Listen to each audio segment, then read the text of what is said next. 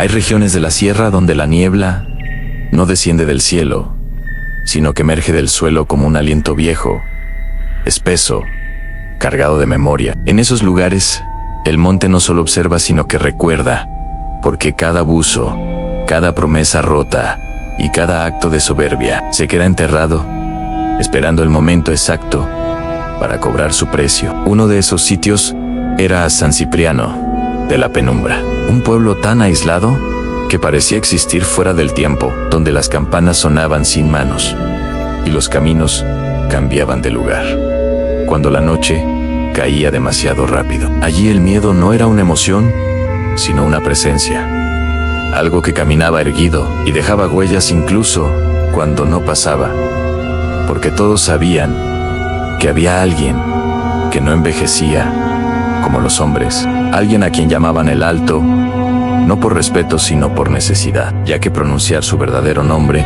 era considerado una invitación al infortunio. Su figura dominaba el pueblo aun cuando no estaba presente, alto hasta lo imposible, delgado, como si nunca hubiera conocido el descanso, cubierto siempre por un gabán negro que parecía absorber la luz, caminando con una lentitud que no era torpeza sino autoridad. Cuando él cruzaba la plaza, los perros se escondían, las mujeres bajaban la mirada y los hombres sentían un peso en el pecho sin saber por qué, porque don Beltrán no imponía miedo, con gritos ni violencia visible.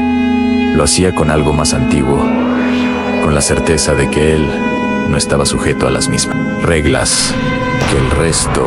Vivía en lo alto del Cerro del Cuervo, en una hacienda de piedra oscura que parecía más una cicatriz del mundo que una construcción humana, y nadie subía salvo quienes ya no tenían a quien rezar junto a esa figura. Imposible existía Isabela, su hija, una mujer de belleza silenciosa, de esas que no seducen, sino que inquietan, con una palidez que parecía reflejar la luna incluso de día, y unos ojos profundos que nunca miraban de frente demasiado tiempo, no porque fueran tímidos, sino porque sabían cosas que no debían compartirse.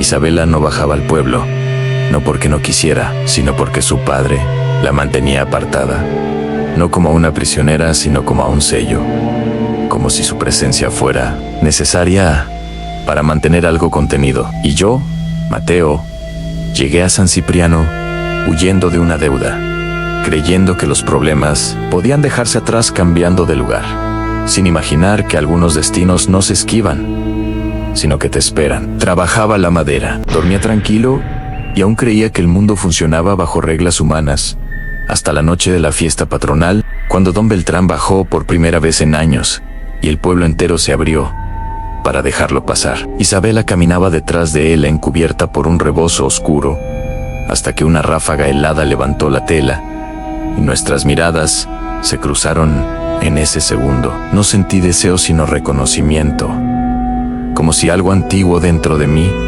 hubiera sido señalado. Don Beltrán se detuvo sin girarse. Supo lo ocurrido.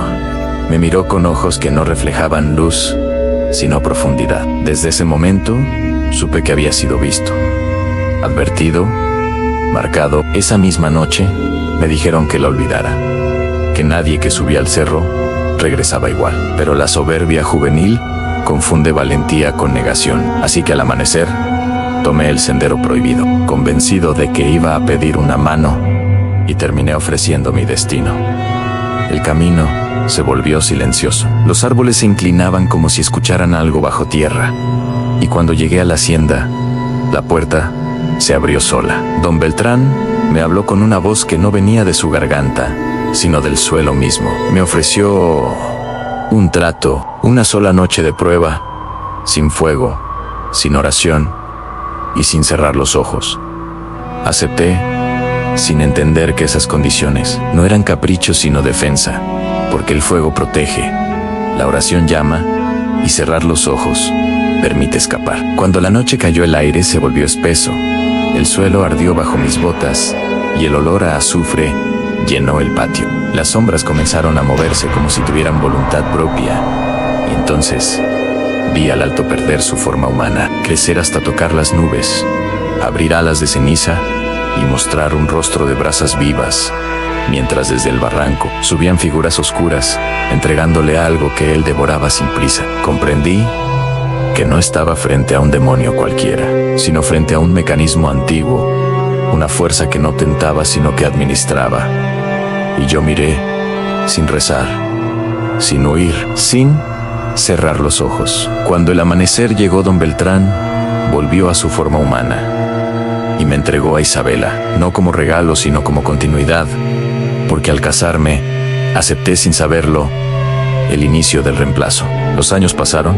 Isabela se volvió cada vez más silenciosa, más triste, como alguien que sabe que no hay salida. Y yo comencé a cambiar, a crecer, a perder el sueño, a sentir una sed que el agua no calmaba. Mi sombra se movía antes que yo, y los animales me evitaban, hasta que Isabela murió sin una sola lágrima, como si hubiera cumplido su función. Entonces entendí la verdad completa. Don Beltrán no era inmortal. Se heredaba, necesitaba a hombres lo suficientemente arrogantes como para creer que el amor podía salvarlos.